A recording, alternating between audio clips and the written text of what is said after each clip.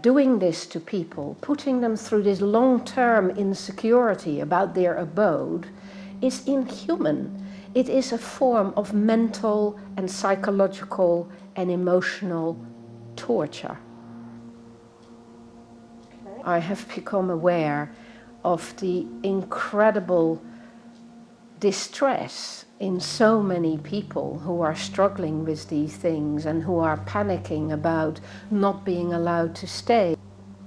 And I have patients who are in that same situation, and some of whom are, of course, not professional people. We run a low-cost clinic here, and so we see some people who are the kinds of mobile Europeans who come here to work.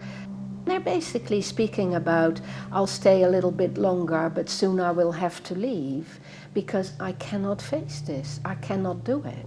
So they have already moved once, they have put down roots, they have settled, and then they're told, you may not be able to stay, you may have to give up your new home. And this does something to their safety, to their sense of, having a home in the world. That leads to mental illness of all sorts, obviously depression, but also anxiety disorders, and it can lead to suicide as well. And when people say the EU citizens are just panicking for no reason, Theresa May has already guaranteed their rights. Not true. No rights have been guaranteed. It is very clear that the way the rights might be guaranteed in future will make an even further divide between the haves and the have-nots. There will be some who will be allowed to stay because, like me, they're settled in their profession, they make a contribution to the economy, they are not staying at home, they are not disabled, they're healthy and fit. They're okay. But what about the people who have fallen ill since they're here? What about the people who are here because they're married and they haven't worked, they've raised a family instead?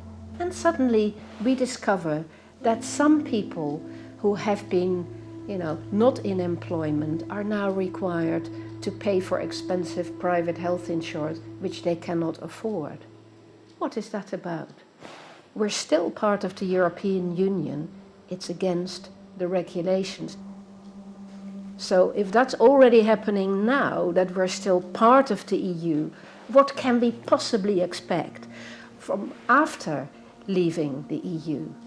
It's not going to be a good story for EU citizens unless we get absolutely clearly spelled out overall guarantees that everyone will be the same as any other British citizen.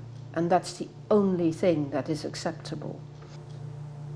I know that there are people on the other side of the debate who say, why? Why do you think that you should feel so upset? Why don't you just go back home? Home? I am home.